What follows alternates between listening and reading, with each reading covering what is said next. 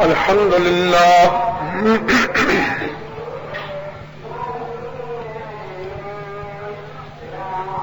الحمد لله وحده والصلاة والسلام على من لا نبي بعده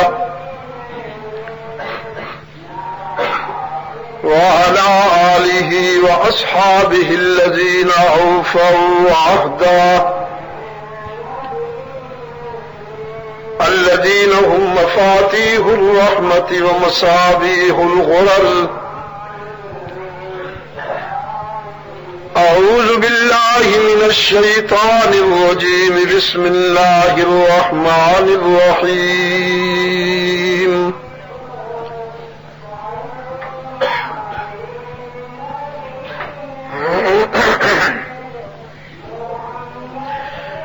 لقد صدق الله رسوله الرؤيا بالحق لتدخلن المسجد الحرام إن شاء الله آمنين محلقين رؤوسكم ومقصرين لا تخافون فعلم ما لم تعلموا فجعل من دون ذلك فتحا قريبا. صدق الله مولانا العظيم.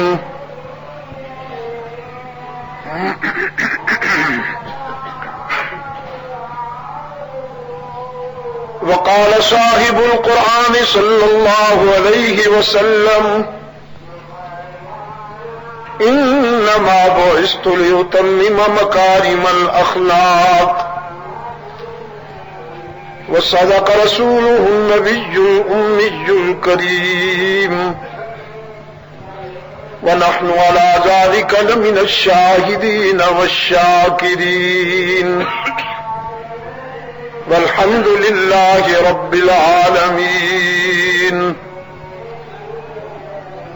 اللهم صل على محمد وعلى آل محمد كما صليت على إبراهيم وعلى آل إبراهيم إنك حميد مجيد. اللهم بارك على محمد وعلى آل محمد كما باركت على إبراهيم وعلى آل إبراهيم إنك حميد مجيد.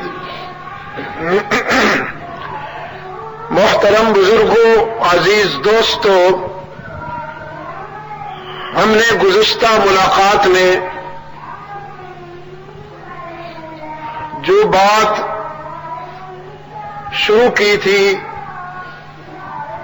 اللہ سے توفیق کی بھیک مانگتا ہوں کہ آج اس کے کرم سے ہم وہ بات کسی حد تک پایۂ تکمیل کو پہنچا سکیں.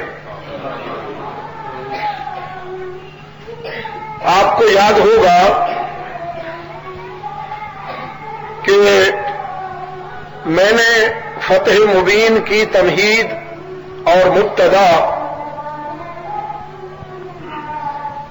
حدیبیہ کے اس تاریخ ساز واقعہ کو قرار دیتے ہوئے کچھ پس منظر اس واقعہ کا عرض کیا تھا، اور بات یہاں تک پہنچی تھی کہ سیدنا عثمان ابن عفان رضی اللہ تعالی عنہ جو سفیر رسول کی حیثیت سے مکہ والوں کے ہاں گئے اور پھر ان کی شہادت کی افواہ اڑائی گئی، آپ صلی اللہ علیہ وسلم نے فرزندان اسلام سے بیعت لی، اور وہ بیعت اس تناظر میں تھی کہ عثمان ابن عفان رضی اللہ تعالی عنہ کے خون کا قصاص لیے بغیر فرزندان اسلام مدینہ نہیں جائیں گے. اس کے لیے سب سے پہلے رحمت عالم صلی اللہ علیہ وسلم نے اپنے متعلق فرمایا کہ میں خود یہ عہد کرتا ہوں انسانی تاریخ میں یہ انفرادی سعادت سیدنا عثمان ابن عفان رضی اللہ تعالی عنہ کو نصیب ہوئی کہ جن کے خون کا بدلہ لینے کے لیے امام الانبیاء صلی اللہ علیہ وسلم نے اتنی بڑی بات کہہ دی. اور بھی سعادتیں ہیں اس خوش نصیب کے نامۂ حیات میں، اور بھی بہت ساری سعادتیں ہیں. مثلا یہ کہ اللہ کے رسول صلی اللہ علیہ وسلم کی 2 بیٹیاں ان کے نکاح میں آئیں، سیدہ رقیہ، سیدہ ام کلثوم. اور پھر ام کلثوم کی وفات کے بعد اللہ کے رسول صلی اللہ علیہ وسلم نے ان الفاظ کے ساتھ عثمان ابن عفان رضی اللہ تعالی عنہ کو خراج پیش کیا، انہیں افسردہ دیکھ کر کہ اگر اللہ نے مجھے اور بھی بیٹیاں دی ہوتی تو میں یکے بعد دیگرے وہ بھی تیرے نکاح میں دے کر خوشی محسوس کرتا. سیدنا عثمان ابن عفان رضی اللہ تعالی عنہ اسی نسبت سے ذو النورین کہلائے. آپ نے 2 ہجرتیں کی ہیں، پہلے ہجرت حبشہ پھر ہجرت مدینہ، تو ذو الہجرتین کہلائے. آپ صلی اللہ علیہ وسلم نے اس خوش نصیب کو 2 مرتبہ جنت کی بشارت دی، ذو البشارتین کہلائے. تو عثمان ذو النورین ہے، ذو الہجرتین ہے اور ذو البشارتین ہے. اس حوالے سے میں سمجھتا ہوں کہ امت مسلمہ کا ہر باضمیر انسان اس خوش نصیب کو سلام عقیدت پیش کرتا ہے اور اس کے ان محاسن و فضائل کا اعتراف کرتا ہے جو امام الانبیاء والمرسلین رحمت للعالمین صلی اللہ علیہ وسلم نے ان کے متعلق ارشاد فرمائے. یہ معاہدہ ہو گیا حدیبیہ کا، جیسا کہ میں آپ سے عرض کر چکا ہوں کہ اس معاہدہ کی روح سے 2 قبائل سے اتحاد ہوا تھا، ایک قبیلہ سے مسلمانوں کا اور دوسرے قبیلہ سے مشرکین مکہ کا. یہ بات طے پائی تھی کہ مسلمان اور مشرکین ایک دوسرے کے حلیف قبائل پر ہاتھ نہیں اٹھائیں گے. لیکن صرف 1.5 سال گزرنے کے بعد مشرکین مکہ نے مسلمانوں کے حلیف اور دوست قبیلہ کے کچھ آدمی مار ڈالے، اور وہ لوگ آپ صلی اللہ علیہ وسلم کی خدمت میں یہ دکھ پیش کرنے کے لیے حاضر ہوئے کہ مشرکین کے حلیف قبیلہ نے بدعہدی کی اور انہوں نے اموال کو بھی لوٹا اور جانیں بھی انہوں نے لی ہمارے افراد کی. آپ صلی اللہ علیہ وسلم یہ سن کر رنجیدہ ہوئے اور فیصلہ فرما لیا کہ اب فیصلہ کن سامنا ہو جانا چاہیے.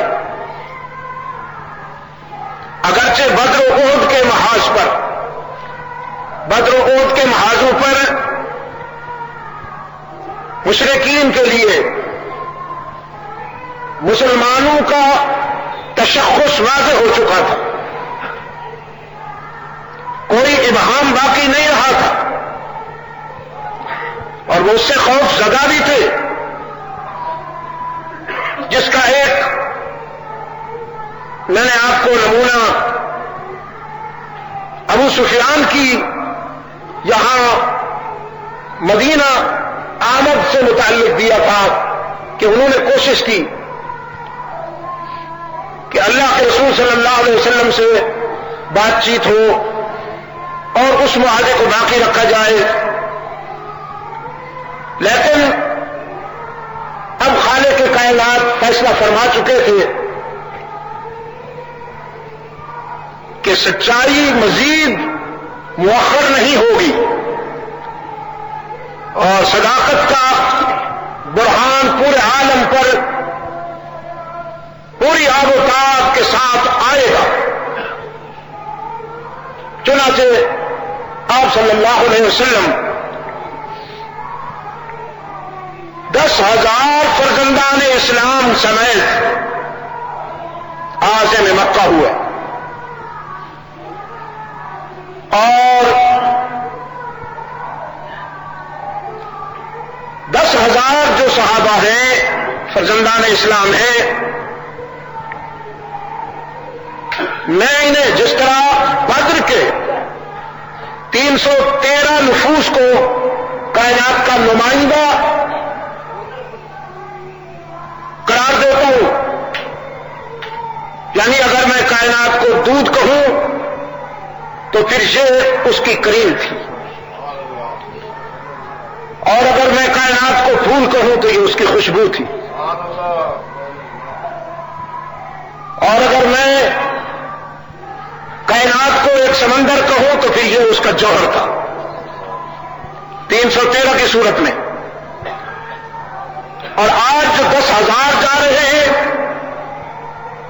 تو یہ بھی کریم تھی، کائنات کی منتخب کردار تھے. اللہ نے اپنے محبوب صلی اللہ علیہ وسلم کی رفاقت کے لیے محبوب ترین کردار منتخب فرمائے، جن کی جلالت کردار کا تاریخ انسانی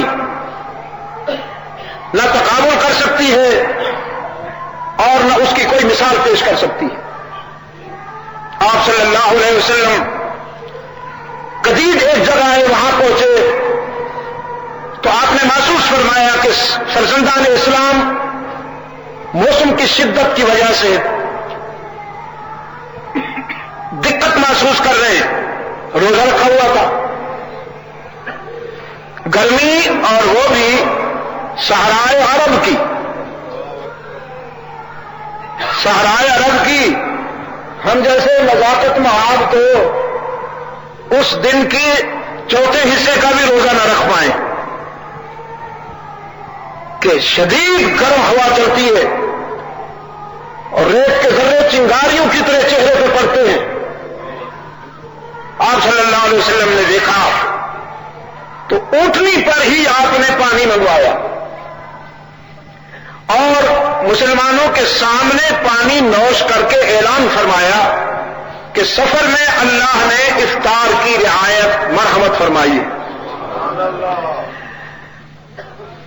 یہ سفر کی حالت میں روزے کی رعایت کا اعلان تھا. آپ صلی اللہ علیہ وسلم مکہ تشریف لائے. ان بٹوین اسی دوران حضرت عباس ابن عبد المطلب رحمت عالم صلی اللہ علیہ وسلم کی غلامی میں آئے اور ان کے ذریعے جو بچا کھچا ان کا سرمایہ تھا مشرکین مکہ کا، کیونکہ قیادت تو ساری بدر میں کام آ گئی. ابو جہل مارا گیا، عتبہ مارا گیا، ولید مارا گیا. اب جو اس قیادت و سیادت کی ایک بچی کھچی نشانی تھی وہ ابو سفیان تھا. تو آپ صلی اللہ علیہ وسلم کی خدمت میں ابو سفیان نے بھی حاضر ہو کر اسلام قبول کر لیا، جس پر آپ صلی اللہ علیہ وسلم نے انتہائی مسرت کا اظہار فرمایا. اور حضرت عباس ابن عبد المطلب رضی اللہ تعالی عنہ ہی کی درخواست پر انہوں نے عرض کیا کہ یہ چونکہ ذرا اپنی قوم کا چودھری ہے، اپنے علاقے کا سردار ہے، وڈیرا ہے، آج کے دن اس کو تھوڑی سی عزت دے دی جائے تو اس کے ثمرات بہت اچھے ہوں گے. چنانچہ آپ صلی اللہ علیہ وسلم نے فرمایا ہم ضرور دیں گے آج اس کو عزت. چنانچہ آپ نے مکہ مکرمہ میں داخل ہوتے ہوئے جو امن کا فارمولہ رکھا، مکہ کے باشندوں کے لیے جو امن کا فارمولہ رکھا، اس میں ایک بات یہ تھی کہ جو بیت اللہ میں آ کر پناہ لے لے وہ بھی امن میں ہے، اس پر ہاتھ نہیں اٹھایا جائے گا. جو اپنے گھر کا دروازہ بند کر لے اور مسلمانوں کے سامنے مزاحمت کے لیے نہ نکلے، ہم اس پر بھی ہاتھ نہیں اٹھائیں گے. وَمَنْ دَخَلَ دَارَ أَبِي سُفْيَانَ فَهُوَ آمِنٌ، اور جو ابو سفیان کے گھر میں آ کر پناہ لے لے اس کو بھی مسلمان کچھ نہیں کہیں گے. جس سے آپ اندازہ کر سکتے ہیں کہ رحمت عالم صلی اللہ علیہ وسلم بنی نوع انسان کے لیے باز بہاری کا کتنا روح پرور، روح افزا جھونکا بن کر آئے کہ آپ سے متعلق تاریخ انسانی کا وہ انقلابی چیپٹر کہ جس کے آئینے میں آپ جب انسانی تاریخ کا مطالعہ کریں گے تو انقلابات کے آئینے میں آپ کو چادریں، بیٹیوں کی چادریں اڑتی ہوئی نظر آئیں گی. انقلابات کے اس آئینے میں جوانوں کے بازو کٹتے ہوئے نظر آئیں گے. انقلابات کے اس آئینے میں لاشیں ڈھیر نظر آئیں گی، انسانی کھوپڑیوں کا ڈھیر.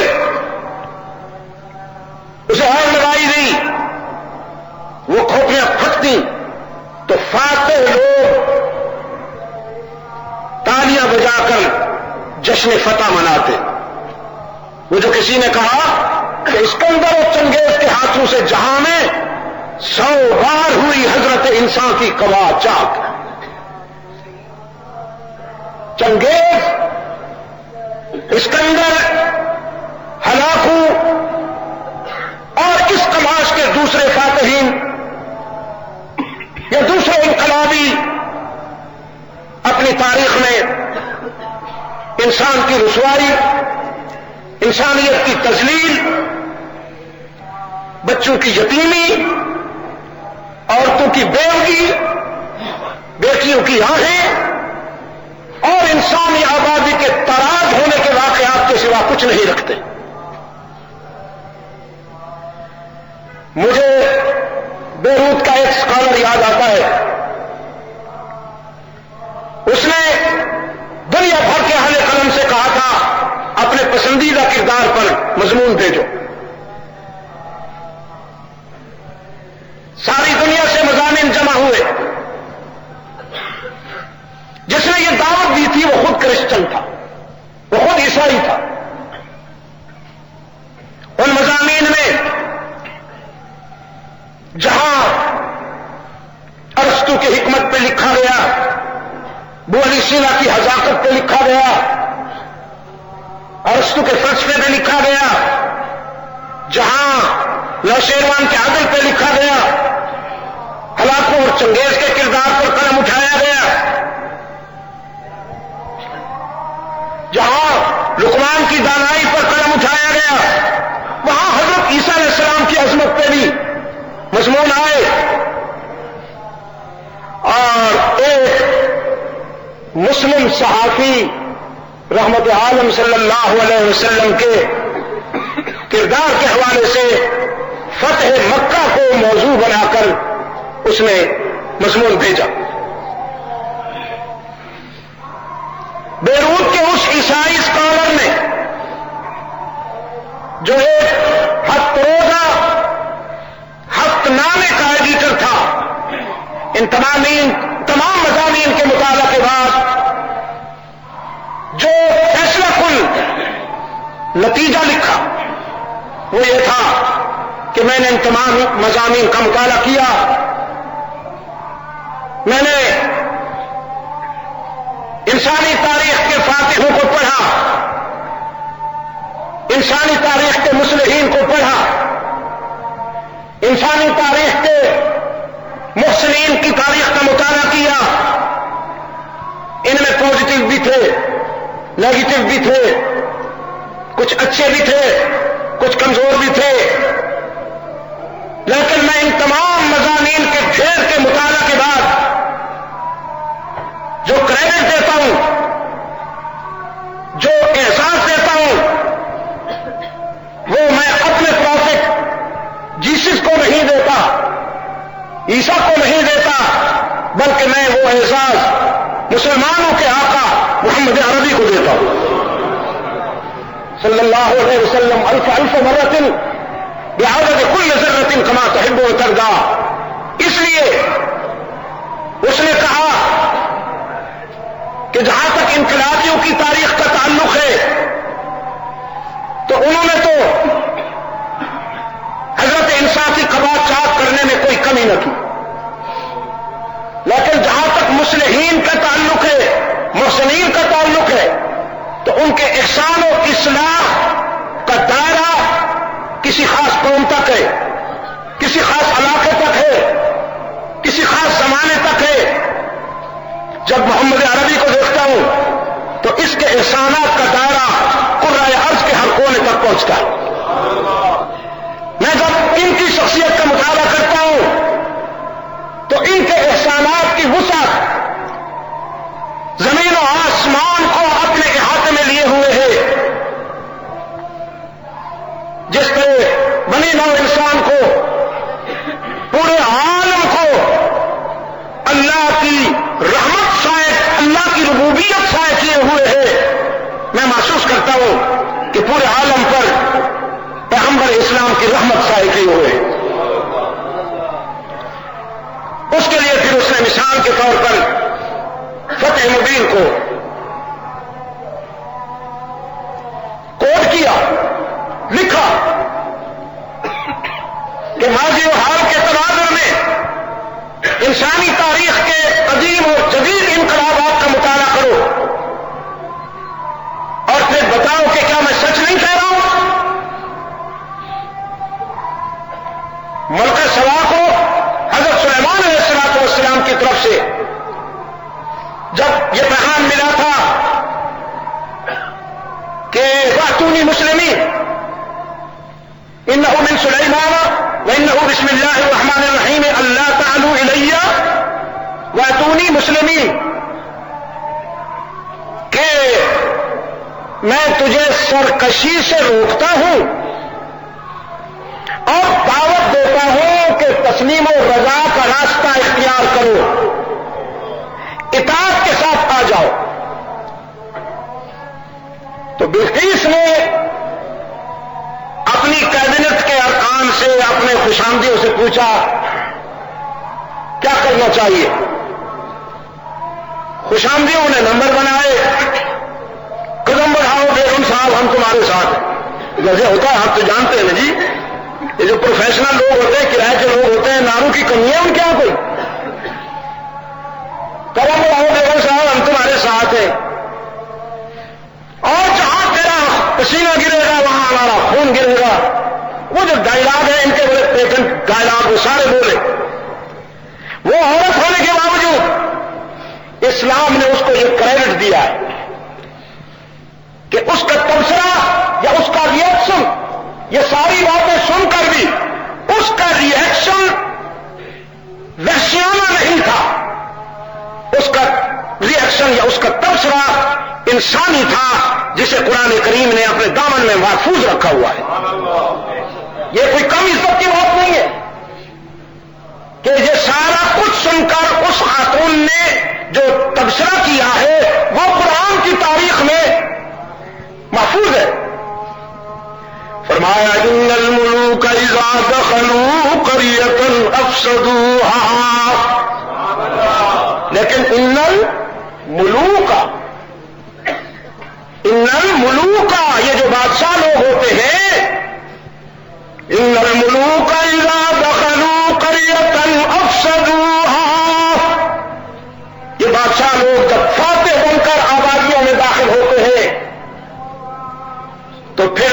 تاراج ہوتا ہے اور فساد کے شعلے بھڑکتے ہیں. وَجَعَلُوا أَعِزَّةَ أَهْلِهَا أَذِلَّةً. عزت والوں کی عزت لٹ جاتی ہے، آبرو لٹ جاتی ہے، انسانی آبادیاں کھنڈرات میں بدل جاتی ہیں، بڑھاپے کی کمر ٹوٹتی ہے، جوانی کے بازو کٹتے ہیں، بچے یتیم ہوتے ہیں اور ان کی آہیں عرش بڑی کو ہلا دیتی ہیں، عورتیں بیوہ ہوتی ہیں، ماؤں کی آنکھوں کا نور لٹتا ہے، بیٹیوں کے سر سے دوپٹے اترتے ہیں. وَجَعَلُوا عِزَّةَ أَهْلِهَا أَذِلَّةً. تو اس نے کہا میں دیکھتا ہوں کہ انقلابات کے دھارے میں امن بہ رہا ہے، سکون بہ رہا ہے، عافیت بہ رہی ہے، عزتیں لٹ رہی ہے. آج بھی اگر آپ دیکھیں تو کیا ہو رہا؟ کل بوسنیا میں کیا ہوا، اس کے بعد چیچنیا میں کیا ہوا، پھر اس کے بعد آپ کے پڑوس میں کیا ہوا، آج فلسطین میں کیا ہو رہا ہے، کشمیر میں کیا ہو رہا ہے. کفر جب بھی قدم بڑھاتا ہے تو انسانیت کو تاراج کرتا ہے. میں حقائق کی روشنی میں یہ بات کہتا ہوں اور میں دعوے سے کہتا ہوں کہ کفر سے بڑھ کر کوئی سنگ دل نہیں ہوتا. اس کی سنگ دلی کا مقابلہ جنگل کے درندے بھی نہیں کر سکتے. کیا آپ نے کبھی درندوں کے متعلق یہ سنا ہے کہ انہوں نے کسی انسان کی زبان اس لیے کاٹ دی ہو کہ وہ تکبیر کیوں بلند کرتا ہے؟ یہ تن کے گورو من کے کالوں نے کیا کہ جو لوگ تکبیر بلند کرتے تھے پلاس سے ان کی زبانیں پکڑ کر بلیڈ سے کاٹی گئی. کاٹنے والوں نے، زبانیں کاٹنے والوں نے درندگی کی انتہا کر دی، لیکن کٹوانے والوں نے بھی اس کو مستی کی انتہا کر دی. انسانی تاریخ انہیں تو نہیں بھولے گی، لیکن انسانی تاریخ انہیں بھی نہیں بھولے گی کہ ایک کی زبان کاٹی جا رہی تھی تو اس کے ساتھ والے نے، چونکہ سارے قیدی تھے، سب کو انہوں نے گرفتار کر رکھا تھا، ایک کی زبان کاٹی جا رہی تھی تو اس کے ساتھ والے نے اس کو مستی میں تکبیر بلند کی، انہوں نے اسے پکڑ لیا، اس کی زبان کاٹی جا رہی تھی تو اور نے بلند کی، پھر اور نے بلند کی، پھر اور نے بلند کی، پھر اور نے بلند کی. زبانیں کاٹنے والے تھک گئے، کٹوانے والے نہیں تھکے، اور پھر ان کے منہ میں انہوں نے پٹرول ڈال کر، تیزاب ڈال کر آگ لگائی، اور جب وہ قید حیات سے آزاد ہو رہے تھے، آخری سانس لے رہے تھے، تو انہوں نے بسمل کو تڑپتا ہوا دیکھ کر ناچا، کہکہے لگائے، اس کی مووی بنائی. اور جرمنی کی اسمبلی میں جب وہ مووی دکھائی گئی تو وہاں کے ارکان نے اس کو ہٹ کیا اور اظہار نفرت کرتے ہوئے عالمی پریس میں اپنا یہ تاثر ریکارڈ کروایا کہ اس قسم کا کردار ادا کرنے والوں کا انسانیت سے کوئی تعلق نہیں ہو سکتا.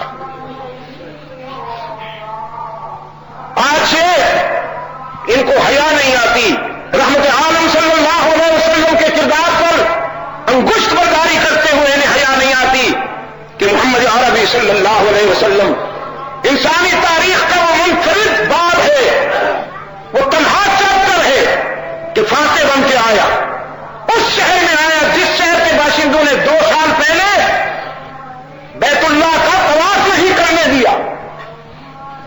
قریب تر آنے کے باوجود حدیبیہ کتنا دور ہے بیت اللہ سے؟ 8-9 کلومیٹر ہی تو ہوگا یا اس سے بھی کم. قریب تر پہنچے ہیں لیکن بیت اللہ کا طواف نہیں کرنے دیتے. لیکن آپ صلی اللہ علیہ وسلم جب تشریف لائے ہیں تو سیرت کا یہ منظر بڑا دل نواز ہے کہ اونٹنی پہ آپ تشریف فرما ہے اور فتح کہ اس انداز میں آپ کا سر اونچا نہیں، آج آپ کا سر فرط تشکر میں، فرط تواضع میں اتنا جھکا ہوا ہے کہ وہ جو اونٹنی کا نہیں جی کوہان نہیں، اس کے اوپر جو لکڑی رکھی ہوتی ہے کجاوا صاحب، اس کجاوے کے پائے کے قریب جا کے آپ صلی اللہ علیہ وسلم کا سر مبارک لگتا ہے۔ آپ کے پیچھے آج کے دن راولپنڈی کے دوستوں، آج کے دن تو ابو بکر ہونا چاہیے تھا، آج کے دن تو امام اعظم حریت فاروق اعظم ہونا چاہیے، عثمان بن عفان علی المرتضیٰ ہونا چاہیے، لیکن آج رحمت عالم کے مرکب پر آپ کے ساتھ حضرت زید کا بیٹا اسامہ ہے، اسامہ بن زید، کہیں طرح کے نہیں نکل گیا تھوڑا یہ نہ سن کے، ہاں اسامہ بن زید ہے بابا، اسامہ بن زید بچہ ہے جی، 8-9 سال کا بچہ ہے، فرق مسرت میں ذرا اچھلنے لگا کہ ہم جیت گئے، بچہ جو ہوا، آپ صلی اللہ علیہ وسلم نے اسامہ کے سر پہ ہاتھ رکھتے ہوئے فرمایا علیک یا اسامہ، علیک، آرام سے رہو بیٹا، میری شریعت میں خوشیوں میں ناچنا حرام ہے اور مصیبت میں سر پیٹنا حرام ہے۔ اسلام کی ڈکشنری میں نہ جشن ہے نہ ماتم، یاد رکھنا۔ کچھ لوگوں کی یہ کاروباری ضرورت ہے لیکن آپ کی تو نہیں، میں آپ کو سمجھا رہا ہوں کہ اسلام کی لغت میں جشن بھی نہیں ماتم بھی نہیں، پہلے تھا، بیفور اسلام جشن بھی تھا ماتم بھی تھا، اسلام آیا تو ڈکشنری چینج ہو گئی، جشن کی جگہ شکر لکھا گیا اور ماتم کی جگہ صبر لکھا گیا۔ اب اسلام کا مزاج یہ ہے، اسلام کا ذوق یہ ہے کہ جب تمہیں خوشیاں ملے تو شکر کرو، شکر کرو، جب خوشیاں ملے تو شکر کرو اور جب آزمائش آئے تو صبر کرو، ان اللہ مع الصابرین۔ آپ صلی اللہ علیہ وسلم نے اسامہ کے سر پہ ہاتھ رکھا، علیکا یا ولدی، علیکا بیٹا، اچھلنے کودے کی اجازت نہیں ہے، آرام سے بیٹھو۔ کہ اتنے میں ایک آواز آئی جو سماعت رسالت سے ٹکرائی، کوئی کہہ رہا تھا الیوم یوم الملحمہ، الیوم یوم الملحمہ، آج خوب ٹکر ہوگی، آج سچ اور جھوٹ سامنے آئیں گے، سچ اور جھوٹ کا مقابلہ ہوگا، آج جھوٹ بھی ٹکرائے گا، سچ بھی جوہر دکھائے گا۔ الیوم یوم الملحمہ، رحمت عالم صلی اللہ علیہ وسلم کی سماعت تک یہ آواز پہنچی، آپ نے فرمایا یہ کس کی آواز ہے، کون ہے؟ اور کیا ہوا؟ انصار کا علم بردار سعد بن عبادہ ہے، سید الانصار بھی ہے یہ سعد بن عبادہ، یہ وہ خوش نصیب ہے جن کے گھر میں رحمت عالم صلی اللہ علیہ وسلم کے وصال کے بعد صدیقی قیادت کا فیصلہ ہوا تھا۔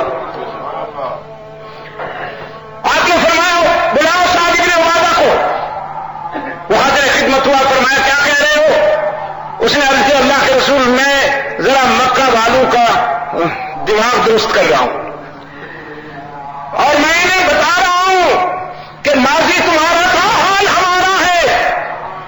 تلک الایام نداولها بین الناس، تلک الایام نداولها بین الناس، یہ راتیں اور دن ہمارے ہیں، ہم انہیں پھیرا کرتے ہیں۔ اللہ کے رسول ہمیں ان کا ماضی نہیں بھولا، ہمیں سمیہ کی طرف یاد ہے، ہمیں عمار و یاسر کی مظلومیت یاد ہے، ہمیں بلال کی آہیں یاد ہے۔ رحمت عالم صلی اللہ علیہ وسلم نے فرمایا میں کب بھولا ہوں، مجھے بھی یاد ہے، سب کچھ یاد ہے مجھے بھی، ان کی ایک ایک ادا یاد ہے، تمہیں میرے کانٹوں پہ چلنا یاد ہے، ان کا کوڑا پھینکنا یاد ہے، ان کی عورتوں کا چھتوں پر منتظر رہنا یاد ہے کہ وہ پیکر لطافت کب گلی سے گزرے ہم کوڑا پھینک دیں. ان کے مظالم کی تاریخ یاد رکھتے ہو تو میرے کرم کی تاریخ کیوں بھول گئے ہو؟ میرا کردار بھی تو یاد رکھو نا کہ کانٹوں کے راستوں پر چل کر پتھروں اور سنگباری کا سامنا کر کے کوڑا سہ کر ان کے دل آزار ناروں کی چوٹ سہ کر جب میں بیت اللہ میں آتا تو تمہیں یاد ہے کہ نہیں؟ بیت اللہ کا غلاف تھام کر میں کہا کرتا تھا نا میرے معبود اپنے محبوب کو زخمی دیکھ کر کہیں تیرا غضب جوش میں نہ آ جائے. اپنے محبوب کو زخمی دیکھ کر کہیں تیرا غضب جوش میں نہ آ جائے. زخمی ہوا ہوں بے شک ہوا ہوں لیکن تیری محبت میں نہ، تیری محبت میں زخمی ہوا ہوں. الہ العالمین میں تیرے دروازے پر اس لیے آیا ہوں اور خلاف کعبہ تھام کر عرض کرتا ہوں میرے معبود ان کے ظلم مسلسل کی وجہ سے، ان کے ظلم مسلسل کے نتیجہ میں اگر میں کبھی ان کی ہلاکت اور بربادی کی دعا کر بیٹھوں تو الہ العالمین تجھے اس گھر کی عظمت کا واسطہ، مجھ سے تیری محبت کا واسطہ کہ میری وہ دعا کبھی قبول نہ کرنا. میں کہوں بھی اگر کہ یا اللہ انہیں تباہ کر دے تو میں پیشگی عرض کر رہا ہوں کہ میری وہ دعا کبھی قبول نہ کرنا. رحمت عالم صلی اللہ علیہ وسلم نے فرمایا یہ ستانے کے عادی ہیں، ہم معاف کرنے کے عادی ہیں. ان کا دامن پتھروں سے بھرا ہوا ہے، میرا دامن تو پھولوں سے بھرا ہوا ہے نا. یہ اپنی فطرت سے باز نہیں آتے تو ہم اپنی جبلت سے کیوں باز آ جائیں؟ بابا سعدی فرماتے ہیں بچھو بہ رہا تھا پانی میں، ایک شخص اسے بار بار پکڑتا تو وہ ڈس دیتا. بچھو کے ڈسنے سے بڑی تکلیف ہوتی ہے، ہاں جی، زنبور کے ڈسنے سے بھی ہوتی ہے لیکن بچھو کے ڈسنے سے تو بہت ہی تکلیف ہوتی ہے. وہ بیچارہ ہاتھ ملتا لیکن پھر اس کو پکڑنا چاہتا، وہ پھر ڈس دیتا، پھر پکڑنا چاہتا. کسی دیکھنے والے نے کہا عجیب آدمی ہو، وہ ڈس رہا ہے بار بار، تجھے تکلیف پہنچا رہا ہے، تو پھر بھی اس کو پکڑتا ہے کہ یہ کہیں ہلاک نہ ہو جائے، کہیں ڈوب نہ جائے. تو اللہ کے اس بندے نے فرمایا یہ اپنی بری عادت سے باز نہیں آتا تو میں اپنی اچھی عادت سے کیوں باز آ جاؤں؟ وہ اپنی بری عادت کو ٹکا ہوا ہے، جمع ہوا ہے، تو میں اپنی خیر کی عادت کیوں چھوڑ دوں؟ رحمت عالم صلی اللہ علیہ وسلم نے فرمایا یہ نہ کہو. سعد ابن عبادہ پہلے تو فرمایا کہ جھنڈا اس سے لے لو، یہ ایک تنبیہ تھی.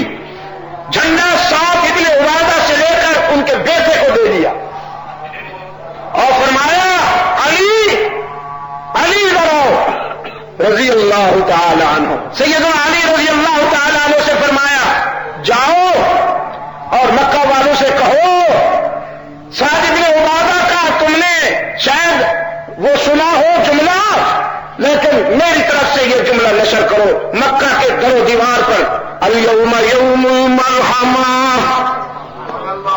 آج انتقام اور بدلے کا دن نہیں ہے، آج عفو درگزر کا دن ہے. آج آسمان کی آنکھیں ایک نیا منظر دیکھیں گی. آج تاریخ کے دامن میں ایک نیا باب لکھا جائے گا. آج روح قومین ایک نیا انداز دیکھے گی.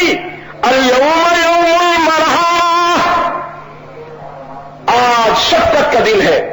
آج غلاف کعبہ نئے سرے سے ڈالا جائے گا اور بیت اللہ کو بتوں سے پاک کیا جائے گا. آج میں تمہارے لیے وہی کہتا ہوں جو کنویں میں ڈالنے والوں کے لیے میرے بھائی نے کہا، یوسف نے، لا تثریب علیکم اليوم، لا تثریب علیکم اليوم. آج ہم تمہارے ماضی پر شرمندہ بھی نہیں کریں گے. تم نے وہ کیا جو تمہارا ظرف تھا، ہم وہ کریں گے جو ہمارا ظرف ہے.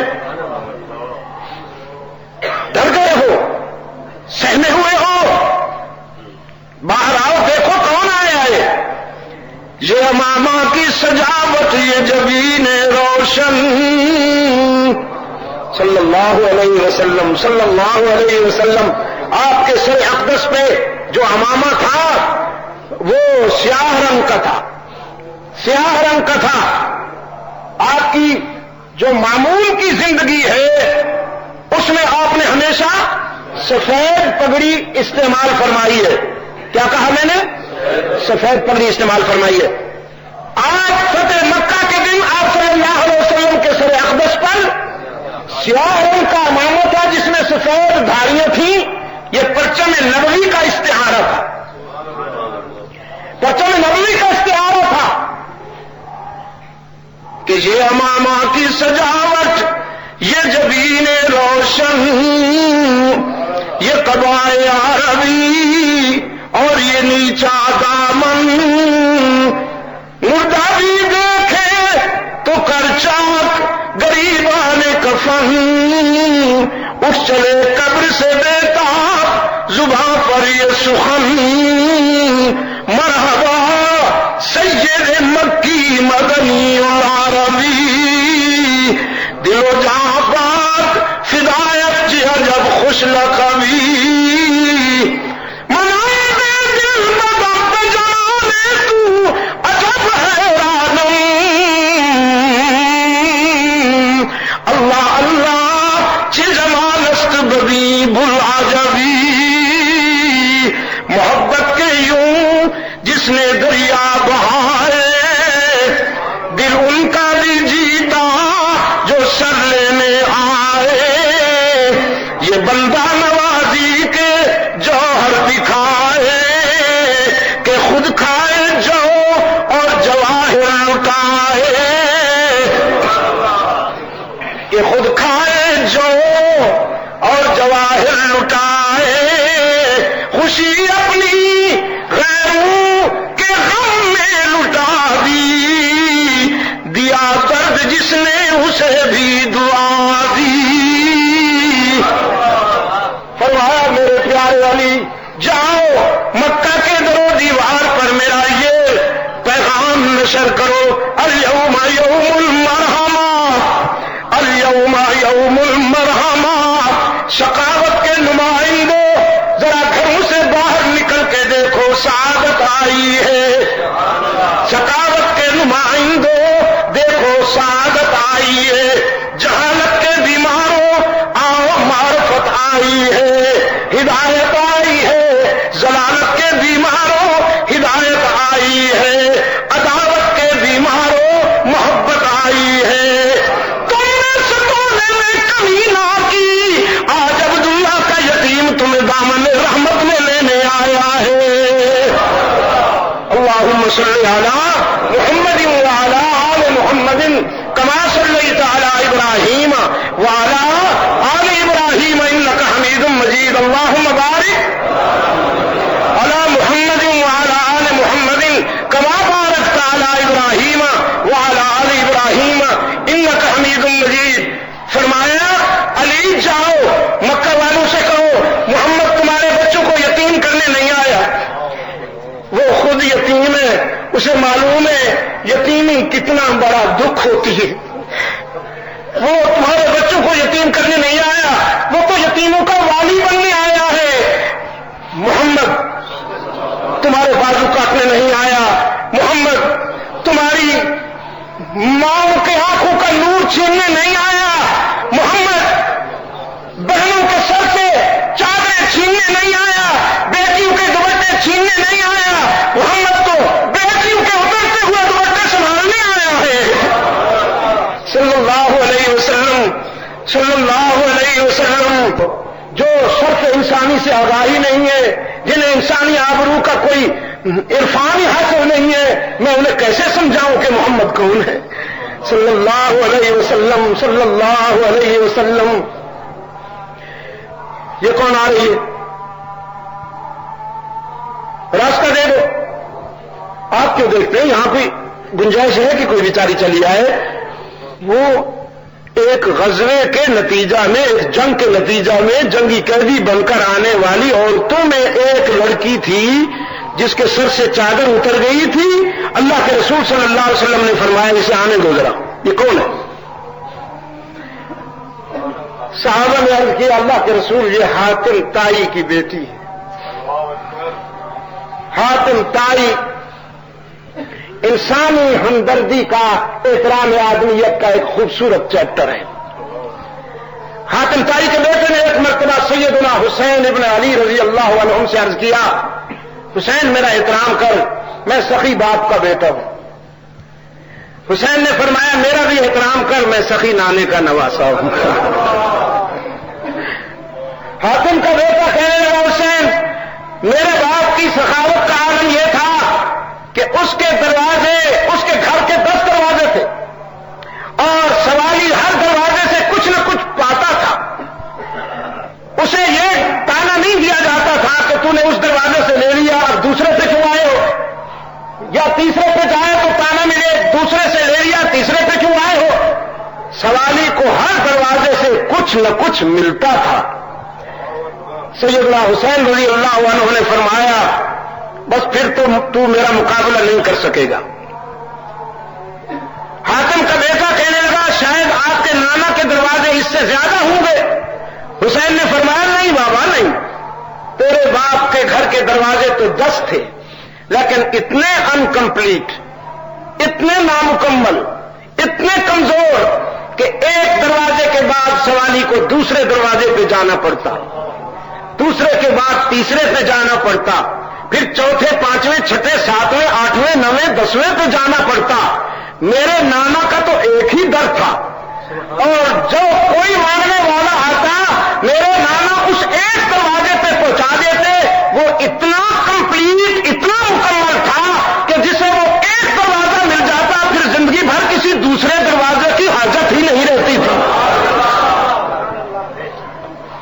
وہ علامہ کہتے ہیں نا, علامہ اقبال مرحوم کہتے ہیں نا وہ ایک سجدہ جسے تو گراں سمجھتا ہے 1000 سجدوں سے دیتا ہے آدمی کو نجات.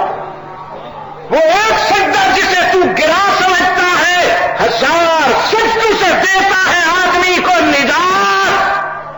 اللہ کو حضور دل سے سجدہ کرنے والے باقی ساری دنیا سے مستغنی ہو جاتے ہیں, باقی ساری دنیا سے مستغنی ہو جاتے ہیں.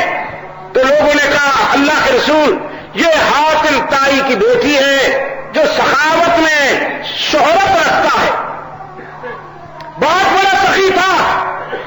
رحمت عالم صلی اللہ علیہ وسلم نے بنت حاتم سے کہا تو سخی باپ کی بیٹی ہے, میں تیرے باپ کی اس نسبت کو سامنے رکھتے ہوئے تجھے آزاد کرتا ہوں,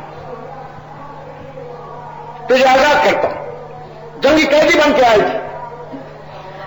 بنت حاتم کہنے لگی اللہ کے رسول میں اکیلے آزادی قبول کرنے سے معذور ہوں, میرے قبیلے کی عورتیں آئی ہیں, قبیلہ طے کی میرے ساتھ آئی ہیں, جب دریائے رحمت جوش میں ہے تو پھر انہیں بھی آزادی دی جائے, لیکن اگر ان کو نہیں ملتی تو پھر میں اکیلے آزادی قبول نہیں کروں گی.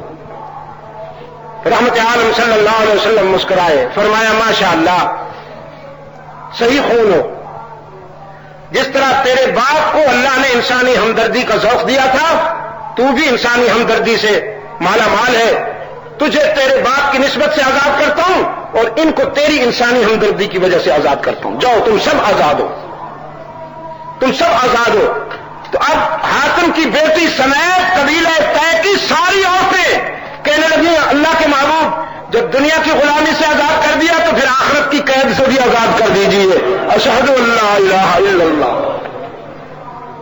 آپ نے دیکھا راولپنڈی والوں تلوار کا مقابلہ کر کے آنے والیاں, تلوار کا مقابلہ کر کے آنے والے رحمت عالم کے کردار کے سامنے جھک گئے. مجھے یہ کہنے کی اجازت ہو, مجھے یہ کہنے کی اجازت ہو کہ تلوار میں وہ جوہر نہیں ہے جو کردار میں ہے.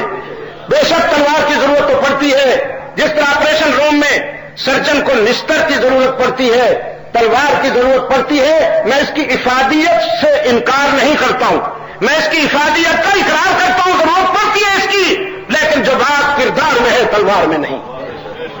خالد بن ولید رضی اللہ تعالیٰ عنہ نے ایک شخص کو مشکوک پایا, مجاہدین کو حکم دیا اسے پکڑ کے لاؤ.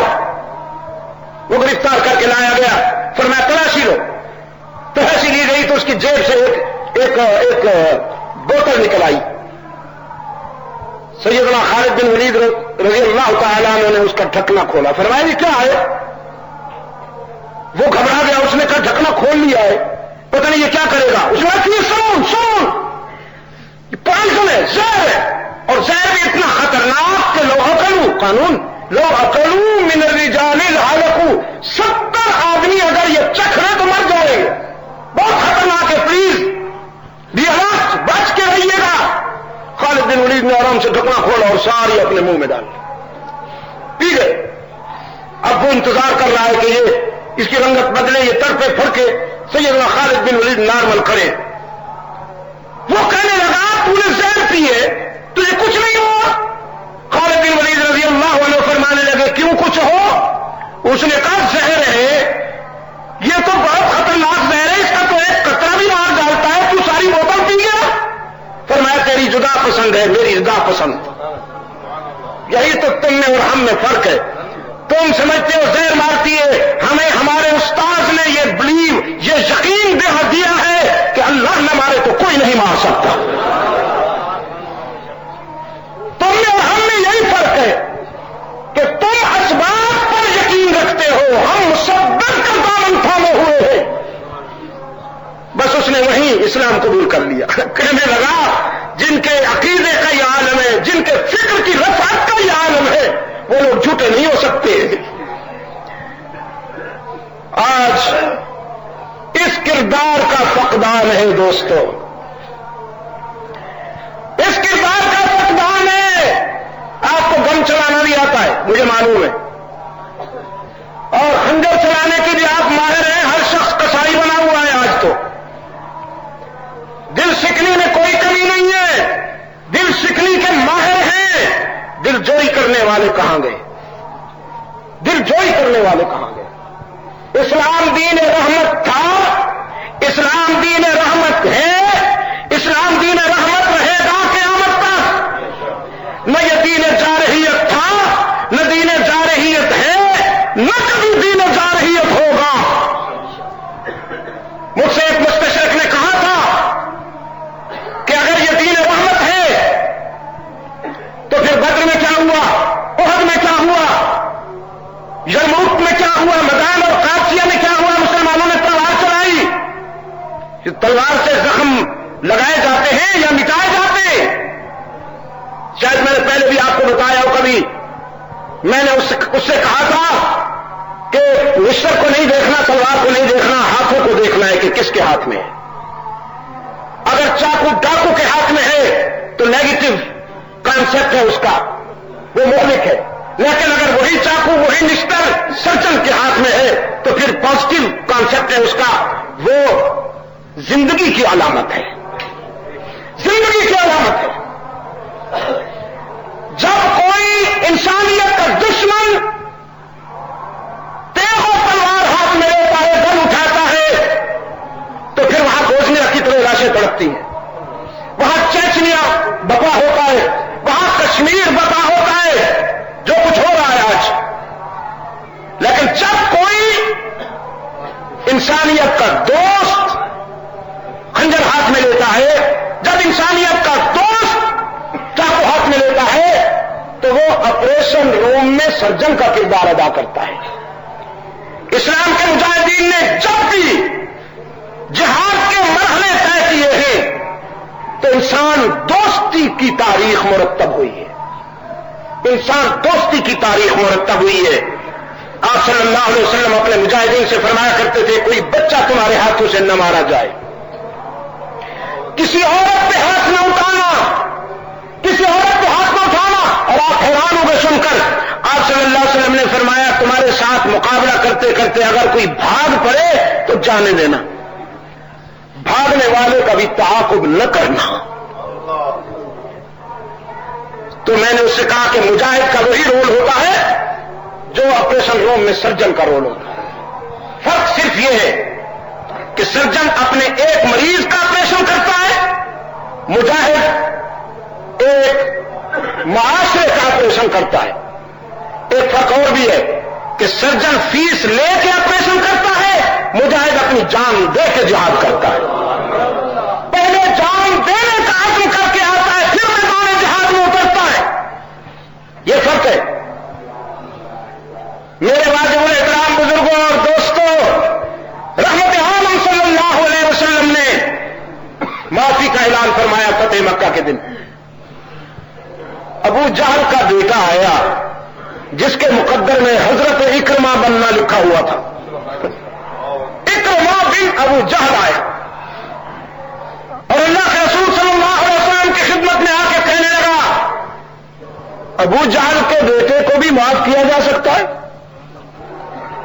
اس کے سوال سے مایوسی ٹپک رہی تھی. وہ سمجھتا تھا کہ میرے لیے معافی کی کوئی گنجائش نہیں. لیکن یہ سن کر وہ بھی حیران ہو گیا، روح کائنات حیران ہو گئی کہ رحمت عالم صلی اللہ علیہ وسلم نے فرمایا اگر اللہ کے دین کی صداقتوں کو مان لے گا تو تجھے بھی معاف کیا جا سکتا ہے. اکرمہ کہنے لگا پھر اسی نیت سے آیا ہوں کہ اللہ کو وحدہ لا شریک سمجھتا ہوں، اللہ کو معبود سمجھتا ہوں، آپ کو محبوب سمجھتا ہوں. رحمت عالم صلی اللہ علیہ وسلم کھڑے ہو کر گلے سے لگاتے ہیں، فرماتے ہیں میں تجھے مبارکباد دیتا ہوں کہ آج تیری جہنم جنت سے بدل گئی. آج تیری شقاوت شہادت سے بدل گئی، تیری ضلالت ہدایت سے بدل گئی. باپ جہنم میں ہوگا، بیٹا جنت میں ہوگا. اور پھر یہی اکرمہ اپنے بیٹے عمرو ابن اکرمہ سنائے، نوجوان بیٹا تھا 19 سال کا، یرموک کے معرکے میں جام شہادت نوش کرتے ہیں. اور میدان میں بکھری ہوئی لاشوں کو دیکھتے ہوئے اس مارکے کا کمانڈر ان چیف سیدنا خالد بن ولید رضی اللہ تعالیٰ عنہ جب مقتل میں آیا، مشہد میں آیا، مقتل نہیں مشہد میں آیا، وہاں شہداء کی لاشیں بکھری ہوئی ہیں، تو ان دو لاشوں کے بیچ میں بیٹھ گیا. ادھر اکرمہ کی لاش ہے، ادھر عمرو ابن اکرمہ کی لاش ہے. دونوں باپ بیٹوں کی لاشیں بھی قریب قریب پڑی تھیں. بیچ میں بیٹھ کر ایک کسر دائیں اس پہ ٹانگ پہ رکھ لیا، دوسرے کا سر بائیں ٹانگ پہ رکھ لیا، اور دونوں کے بالوں سے مٹی ہٹاتے ہوئے، دونوں کے بالوں سے مٹی اور خون ہٹاتے ہوئے، چہرے سے اور آنکھوں سے خون ہٹاتے ہوئے فرمانے لگے ابو جہل کے بیٹو، ابو جہل کے بیٹو، آج تو تم مجھ سے بھی جیت گئے، آج تو تم مجھ سے بھی بازی لے گئے. میں جس انجام کو ترس رہا ہوں تمہیں وہ انجام ایک چٹکی میں نصیب ہو گیا. اصل میں خالد بن ولید رضی اللہ تعالی عنہ میدان جہاد میں جہاں موت کو قریب دیکھتے تھے وہیں اترتے تھے، تعاقب کرتے تھے موت کا. موت بھاگتی تھی خالد کے سامنے. وہ اس لیے بھاگتی تھی کہ جب اللہ نے اپنے رسول کی زبان پر اس شخص کے متعلق یہ خطاب دیا اور اعلان کروایا کہ خالد تو سیف اللہ ہے، خالد تو سیف اللہ ہے، اللہ کی تلوار ہے، سیف من سیوف اللہ ہے، اللہ کی تلواروں میں سے ایک تلوار ہے. تو مشرکین نے کہا ہم اس کو قتل کریں گے، یہ ثابت کریں گے کہ ہم اللہ کی تلوار توڑ سکتے ہیں. چنانچہ ہر مارکے میں مشرکین کی کوشش ہوتی تھی کہ ہم اسے قتل کریں، اور خالد کی کوشش ہوتی تھی کہ میں شہید ہو جاؤں، یہ نہیں کہ میں بچ جاؤں، کیونکہ وہ مجھے مارنے کی کوشش کر رہے ہیں میں بچ جاؤں. نہیں، یہ شہید ہونا چاہتے ہیں، شہادت کی تمنا لیے ہوئے ہیں، وہ قتل کرنا چاہتے ہیں.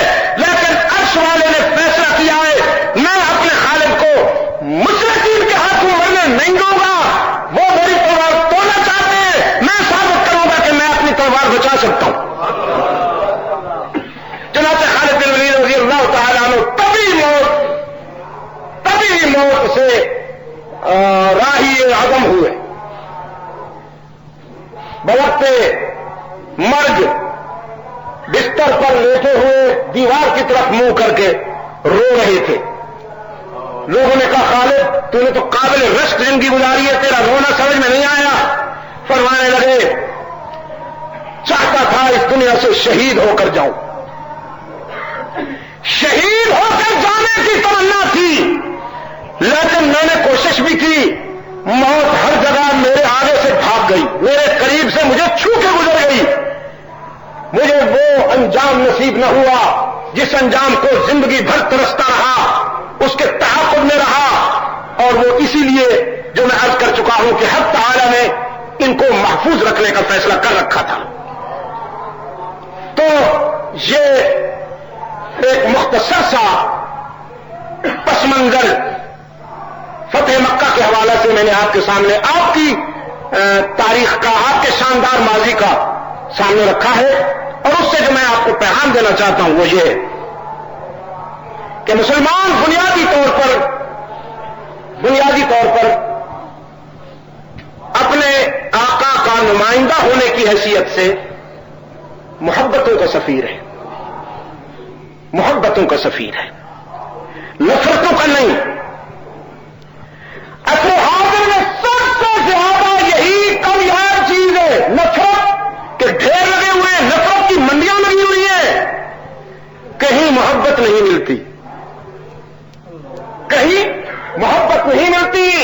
مسلمان محبت کا سفیر ہے، محبت کا نقیب ہے۔ مسلمان نے غیر مسلموں کے دل توڑے نہیں، جیتے ہیں۔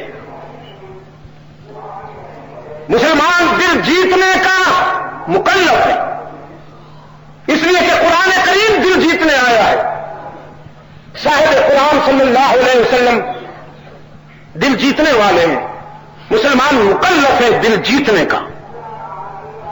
لیکن ہمیں کیا ہو گیا ہے، ہم اغیار کے دل کیا جیتیں گے، ہم تو اپنوں کی دل شکنی پہ کمر بستہ ہے، اپنوں کی دل شکنی پہ کمر بستہ ہے، بس بدیگرہ چرست۔ آج اس معاشرے میں جس بے تکلفی سے نفرتیں بانٹ دی گئی ہیں، جس بے تکلفی سے منافرت بانٹی گئی ہے، میں دنیا کے کونے کونے میں گیا بیٹھا ہوں، قرۂ ارض میرے سامنے ایک پلیٹ کی مانند ہے، ساری دنیا کو میں نے دیکھا ہے۔ آپ یقین کریں کسی قوم میں نے منافرت کی یہ مصیبت اتنی زیادہ نہیں دیکھی جتنی نفرتوں کی مصیبت یہاں دیکھتا ہوں۔ مسجدیں محبتیں تقسیم کیا کرتی تھیں، اب مسجدوں کا کیا حال ہو گیا ہے؟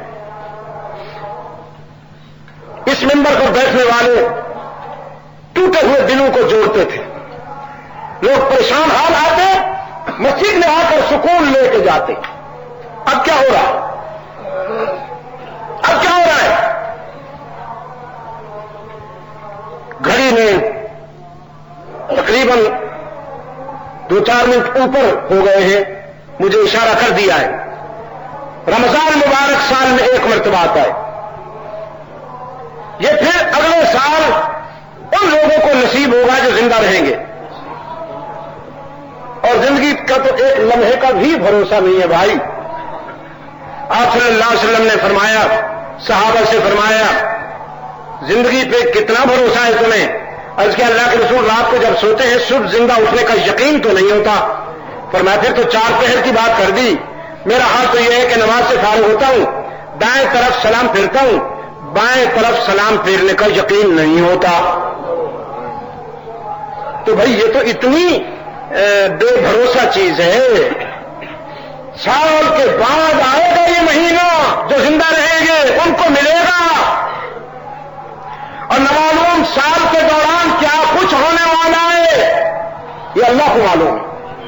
وما تدری نفس ماذا تکسب غدا، کل کی باتیں اللہ کے سوا کوئی نہیں جانتا، صرف وہی جانتا ہے۔ اس سے پہلے کہ موت کا شکنجا پکڑ کر قبر میں پھینک دے، اللہ کو راضی کر لو، اللہ سے معافی مانگ لو، اس کی رحمت منتظر ہے۔ میں نے اس دن اپنے دوستوں سے کہا جو یہاں میرے ساتھ تراویح پڑھتے ہیں، میں نے ان سے عرض کیا کہ صبح سحری کے لیے تو آپ اٹھتے ہیں نا، تو ارادہ یہ کیا کیجئے کہ سحری کے ساتھ ساتھ ہم نوافل، تہجد کی نوافل بھی پڑھیں گے۔ آپ سے بھی درخواست کر لوں،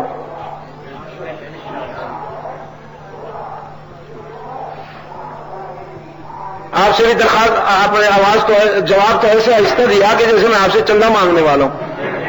ہاں انشاءاللہ میں درخواست کر رہا ہوں. درخواست اس لیے کہ آپ بہت محترم ہیں، آپ آنریبل ہیں، میں تو ایک فقیر سا آدمی ہوں. آپ سے درخواست کرنا چاہتا ہوں کہ صبح جب آپ سحری کے لیے اٹھیں تو بس 5-10 منٹ ذرا پہلے اٹھ جایا کریں، تہجد کے نوافل ضرور پڑھ لیا کریں. اللہ نے اپنے محبوب سے فرمایا قرآن میں وَمِنَ اللَّيْلِ فَتَهَجَّدْ بِهِ نَافِلَةً لَكَ وَمِنَ اللَّيْلِ فَتَهَجَّدْ بِهِ نَافِلَةً لَكَ، اور رات کے ایک حصے میں تہجد جو ہے نا، تہجد تیرے لیے تو نفلیں ہیں میرے محبوب، تیرے لیے نفلیں فرض نہیں ہیں، واجب بھی نہیں ہے، نوافل ہیں. لیکن عسى أن يبعثك ربك مقاما محمودا، یہ تجھے مقام محمود تک لے آئیں گی، مقام محمود تک لے آئیں گی میرے محبوب، انہیں ضرور پڑھ لیا کیجیے. تو اللہ کے ہاں ان کی قدر و قیمت کا اندازہ آپ اسی سے کر لیں، کس خاص انداز میں اپنے محبوب سے رب العالمین فرما رہے کہ میرے محبوب یہ تہجد ضرور پڑھ لیا کیجیے. اور آپ صلی اللہ علیہ وسلم نے تو وتر بھی عموماً تہجد ہی کے ساتھ ادا فرمائے ہیں، تہجد ہی کے ساتھ وتر ادا فرمائے. تہجد کی نوافل ضرور پڑھ لیا کیجیے. پوری امت کے لیے بھی ہاتھ اٹھائیے دعا کے، اپنے بچوں کے لیے بھی دعا کیجیے، اپنے محسنین، اپنے اساتذہ، والدین کی مغفرت کے لیے بھی دعا کیا کیجیے. آج آپ کے بچوں کو آپ کے دعاؤں کی بہت ضرورت ہے. آپ یقین فرمائیے، میں اور آپ شاید یہ سمجھتے ہیں کہ ہم نے انہیں کالج بھیج دیا یا یونیورسٹی بھیج دیا، بس توڑ چڑھ گئے جی، بس بیڑا پار ہو گیا. ایسا نہیں ہے. آپ بھی جانتے ہیں، میں بھی جانتا ہوں کہ آج ہماری نئی نسل کن حالات سے گزر رہی ہے، اور جو کمنگ ٹائم ہے، جو فیوچر ہے، اس کے آئینے میں جو دھندلکی سی ایک تصویر ہے وہ آپ بھی دیکھ رہے ہیں، میں بھی دیکھ رہا ہوں. ان کے لیے دعا فرمائیے، انہیں قرآن سے قریب کیجیے. تراویح میں صرف قرآن کے سننے پر قناعت نہ کیجیے، ڈپینڈ نہ کیجیے، قرآن سمجھنے کی بھی کوشش کیجیے، اور ہو سکے تو قرآن سے پیار کیجیے، اس سے دوستی کیجیے، اس کا دامن تھام لیجیے. انشاءاللہ یہ آپ کی دنیا بھی سنوار دے گا، آپ کی عقبہ بھی سنوار دے گا. اللہ نے چاہا تو ہم اگلا جمعہ انشاءاللہ بلالی مسجد میں پڑھیں گے. وہ بھی میری اپنی جگہ ہے، وہاں بھی میں محنت کر چکا ہوں، لیکن انشاءاللہ اس کے بعد پھر ہم جمعۃ الوداع بھی اور عید الفطر بھی یہی پڑھیں گے. ابھی تک کچھ دوستوں کو یہ پتہ نہیں ہے کہ میں یہاں پناہ گزین ہو گیا ہوں. ابھی تک بہت سارے دوست مجھ سے پوچھتے ہیں کہ حضرت آپ اگلا جمعہ بھی پڑھائیں گے؟ بھائی تمہارے کھاتے میں پڑ گیا ہوں، اب معلوم نہیں کیا انجام ہوگا. ہاں جی، دکھی ہو کے آیا ہوں اور یہاں چپ کر کے بیٹھا ہوں. اب جہاں میں نے رہنا تھا وہاں اللہ کو یاد بھی کرنا تھا، ذکر اللہ بھی کرنا تھا، اور قرآن و سنت کی بات ہے. ہر شخص کا کوئی مصرف ہوتا ہے نا جی، ہر شخص کا کوئی مصرف ہوتا ہے. ڈاکٹر کو دیکھیں تو بیمار ہونے کو دل کرتا ہے، کوئی انجینئر سامنے آ جائے تو گھر کی کمزوریاں یاد آ جاتی ہیں، ہے نا جی. یہ میرا قانون سامنے بیٹھا ہے، اس کو دیکھتا ہوں تو ملزم ہونے کو دل کرتا ہے کہ اس کو پکڑ کے لے جاؤں اور یہ میری وکالت کرے، جرا کرے. تو ہر شخص کا کوئی ایک مصرف ہوتا ہے جی. ہمارا مصرف یہ ہے کہ جب ہم کسی کو دکھائی دیتے ہیں تو وہ کہتے ہیں کہ ان سے کوئی دین کی بات معلوم ہو جائے. تو ہم نے یہاں قال اللہ اور قال رسول کا ایک چراغ جلا دیا ہے. یہ اسی حالت میں جو آپ کے سامنے ہے، فقیرانہ حالت میں. یہ چھت بھی اس لیے ڈالی ہے کہ پھر بارش تنگ کرتی، ورنہ شاید میں اس کو بھی نہ ڈالتا، اس کے بغیر ہی بیٹھ جاتا. یہ تھوڑا سا ہم نے وائٹ ورک کیا ہے نا جی، سفیدیاں کر دی ہیں، یہ میرے بچوں نے تنگ کیا. یہ جو میرے عزیز ہیں یہاں کے، انہوں نے کہا کہ کچھ تو ہو جائے. یہ اسی طرح یہ جو کارپیٹ بچھا ہے، یہ بھی اللہ تعالیٰ ایک میرے عزیز کو جزائے خیر دے، اسلام آباد کے ہیں، نام نہیں لیتا اس لیے کہ جو اس کا اور اللہ تعالیٰ کے درمیان راز ہے، میں اور وہ جانتے ہیں. وہ آیا اور وہ ڈال کے چلا گیا. تو میں یہاں پر آپ کے کھاتے میں ہوں بابا، انشاءاللہ جمعۃ الوداع بھی پڑھیں گے، عید الفطر بھی پڑھیں گے. صرف اگلے جمعے کے لیے میں آپ سے اجازت چاہتا ہوں، اگر آپ اجازت دے دیں، ورنہ پھر نہیں جاؤں گا. اگر آپ اجازت دیں گے تو اگلا جمعہ ہم بلالی مسجد میں پڑھیں گے. اچھا، جزاکم اللہ خیر، احسن الجزاء. سنتیں پڑھ لی.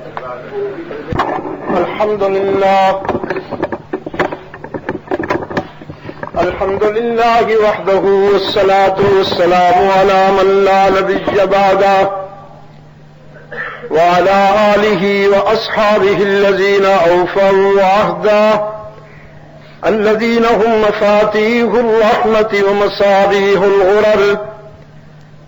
أما بعد فيا أيها الناس وحدوا الله فإن التوحيد رأس الطاعات واتقوا الله فإن التقوى ملاك الحسنات وعليكم بالسنة فإن السنة تهدي إلى الإطاعة ومن أطاع الله ورسوله فقد رشد واهتدى وإياكم والبدع فإن البدعة تهدي إلى المعصية ومن يعص الله ورسوله فقد ضل وغوى. وعليكم بالصدق فإن الصدق ينجي والكذب يهلك. وعليكم بالإحسان فإن الله يحب المحسنين.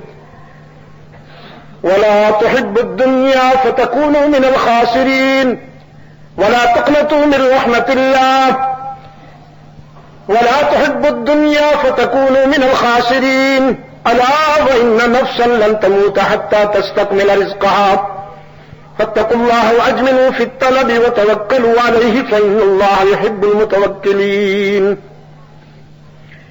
أعوذ بالله من الشيطان الرجيم. بسم الله الرحمن الرحيم.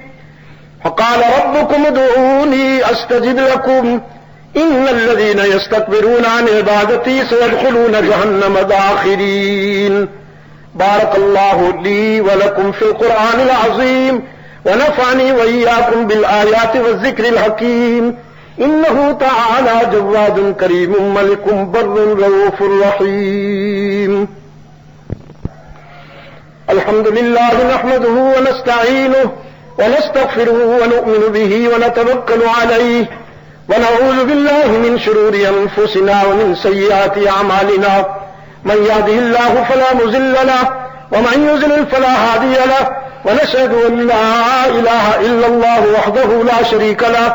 ونشهد أن سيدنا محمدا عبده ورسوله المبعوث إلى الأسود والأحمر لتتميم مكارم الأخلاق. اللهم صل على محمد وعلى آل محمد بعدد من صلى وصام. وصل كذلك على جميع الأنبياء والمرسلين وعلى الملائكة المقربين وعلى عباد الله الصالحين خصوصا على سيد المتقين والأبرار صاحب النبي في الغار والمزار أفضل الصحابة بالتحقيق خليفة النبي بلا فصل سيدنا أبي بكر الصديق رضي الله تعالى عنه وعلى الناطق بالصواب والعادل بالكتاب أمير المؤمنين سيدنا عمر بن الخطاب رضي الله تعالى عنه وعلى كامل الحياء والإيمان الشهيد المظلوم حين قراءة القرآن أمير المؤمنين سيدنا عثمان بن عفان رضي الله تعالى عنه وعلى صاحب السيف والقضاء ناشر العلم والهدى أمير المؤمنين سيدنا علي بن أبي طالب رضي الله تعالى عنه وعلى أزواج النبي صلى الله عليه وسلم خصوصا على خديجة وحفصة وزينب وعائشة وأم حبيبة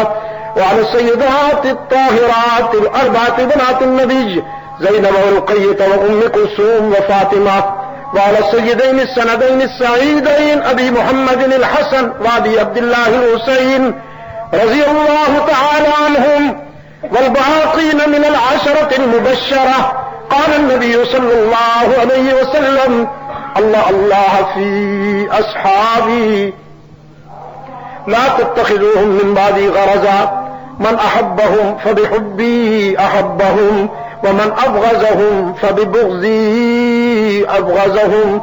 وقال صلى الله عليه وسلم خير القرون قرني ثم الذين يلونهم ثم الذين يلونهم.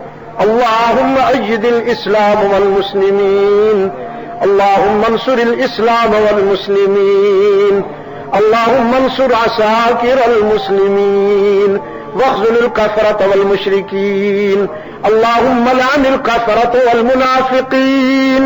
عباد الله رحمكم الله، إن الله يأمركم بالعدل والإحسان وإيتاء ذي القربى وينهى عن الفحشاء والمنكر والبغي يعظكم لعلكم تذكرون.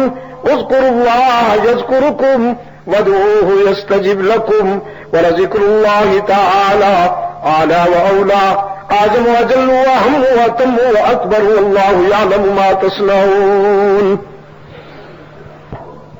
صفحے سیدھی رکھنے کا خیال فرمائیے، پاجامہ ٹخنوں سے اوپر رکھنے کا اہتمام کیجیے. مؤکدہ سنت. اللہ اکبر.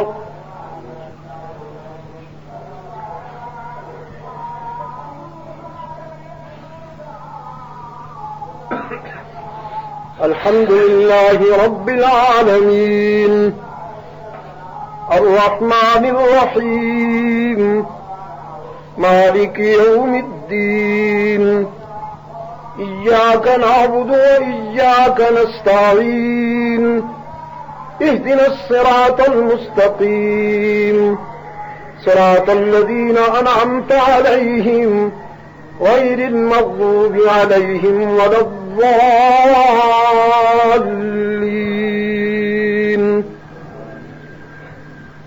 إن في خلق السماوات والأرض واختلاف الليل والنهار لآيات لأولي الألباب الذين يذكرون الله قياما وقعودا وعلى جنوبهم ويتفكرون في خلق السماوات والأرض ربنا ما خلقت هذا باطلا سبحانك فقنا عذاب النار.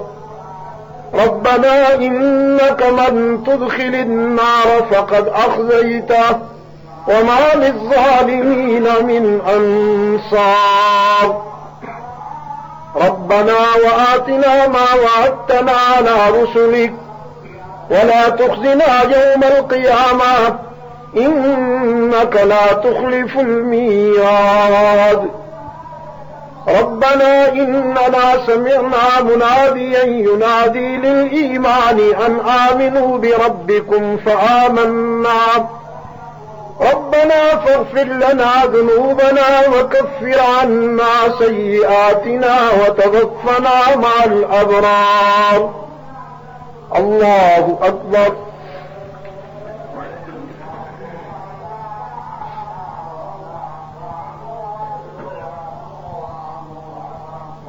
سمع الله لمن حمده. الله أكبر.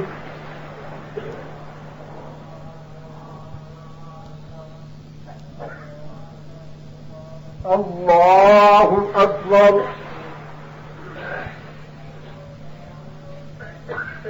الله أكبر.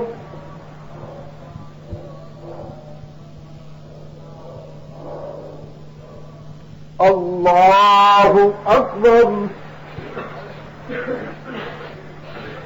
الحمد لله رب العالمين الرحمن الرحيم مالك يوم الدين إياك نعبد وإياك نستعين اهدنا الصراط المستقيم صراط الذين أنعمت عليهم غير المغضوب عليهم ولا الضالين.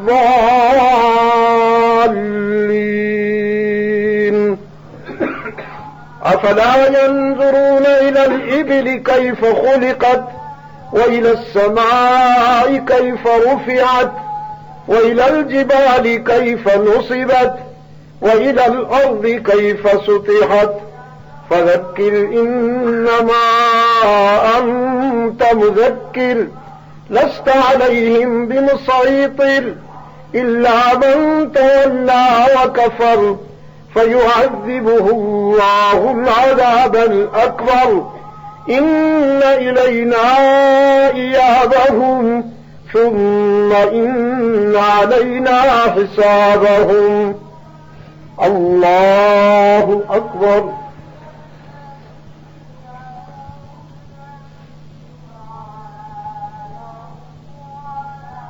سمع الله لمن حمده. الله أكبر.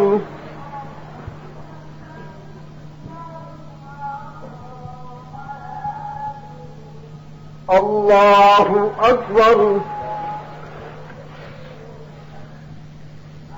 الله أكبر.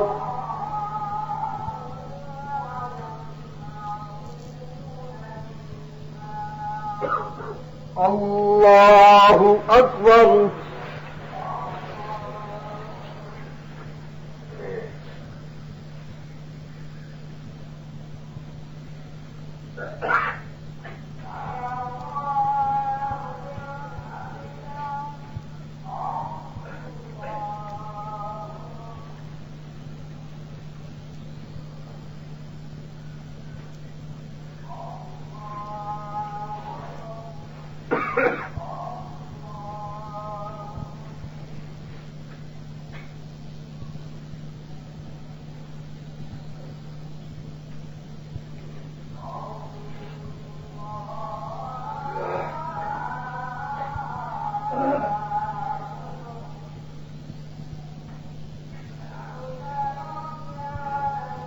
السلام علیکم ورحمۃ اللہ. السلام علیکم ورحمۃ اللہ.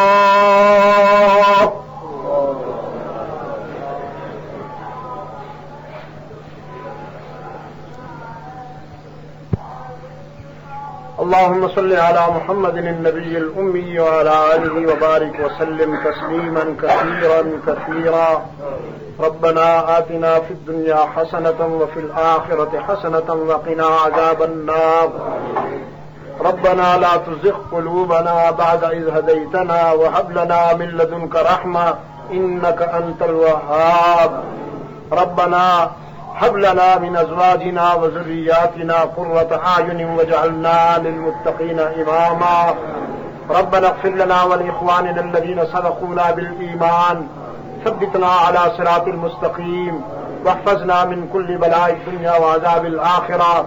لا تدع لنا ذنبا إلا غفرته ولا هما إلا فرجته ولا دينا إلا قضيته ولا مرضا إلا شفيته ولا حاجة من حوائج الدنيا والآخرة إلا قضيتها يا أرحم الراحمين. حبب إلينا الإيمان وزينه في قلوبنا وكره إلينا الكفر والفسوق والعصيان واجعلنا من الراشدين. اللهم اجعلنا من الفائزين واجعلنا من المفلحين واجعلنا من الذين لا خوف عليهم ولا هم يحزنون. یا رب العالمین عالم اسلام کی مدد فرما.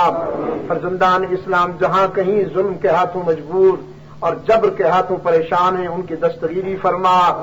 یا رب العالمین فلسطین اور کشمیر کے مسلمانوں کی مدد فرما. پاکستان کو اے اللہ قرآن و سنت پر مبنی آئین عطا کر کے امن و سلامتی کا گہوارہ بنا.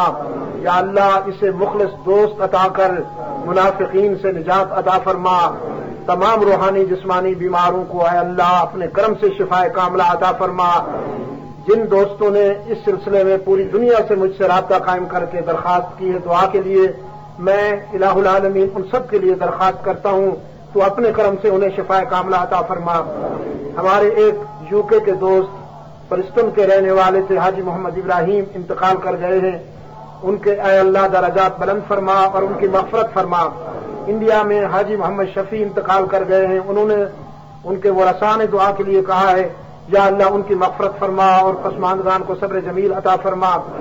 دوسرے کئی احباب نے اس سلسلے میں رابطے کیے، میں سب کا نام نہیں لے سکتا ہوں. یا اللہ تو اپنے کرم سے جو بیمار ہیں انہیں شفائے کاملہ عطا فرما. جو اس دنیا سے جا چکے انہیں دائمی رحمت کے سائے میں محفوظ و معمون فرما لے. میرے اور میرے ان تمام دوستوں کے اے اللہ گناہ معاف فرما دے. اس مبارک مہینے میں یا اللہ ہمیں دامن بھرنے والوں میں شامل فرما دے. محروم رہنے والوں سے اے اللہ ہمیں محفوظ فرما لے. ہمیں مانگنا تو نہیں آتا، یا اللہ تو بن مانگے عطا فرما دے. ہم تیری نہیں مانتے اس لیے کہ ہم بہت نالائق اور بہت چھوٹے ہیں. تو ہماری مان لے کہ تجھ سے بڑا کوئی نہیں. یا رب العالمین ہماری شقاوت کو سعادت سے بدل دے، ہماری عداوت کو محبت سے بدل دے، ہماری ناکامیوں کو کامیابیوں سے بدل دے، انتشار افتراق کو اتحاد اتفاق سے بدل دے، بیماریوں کو شفا سے اور صحت سے بدل دے، جہالت کو علم و معرفت سے بدل دے. اے اللہ تو ہمیں دنیا اور آخرت کی ناکامیوں سے بچا لے، اپنے محبوب صلی اللہ علیہ وسلم کے غلاموں میں شامل فرما لے، اور اس مبارک مہینے کی تمام سعادتیں سمیٹنے کی توفیق عطا فرما دے. اے اللہ اس کے ایک ایک لمحے کی خیر سمیٹنے کی توفیق عطا فرما دے، اور ہم سب کو ہر برائی سے محفوظ و معمون فرما لے. ہماری اولادوں کو اے اللہ ہماری اولادوں کو بھی ہر فتنے سے محفوظ و معمون فرما دے، اور انہیں زندگی میں اور آخرت میں اے اللہ عزت و سربلندی عطا فرما دے. وصلی اللہ تعالی علی خیر خلقہ محمد وآلہ واصحابہ وبارک وسلم علیہ.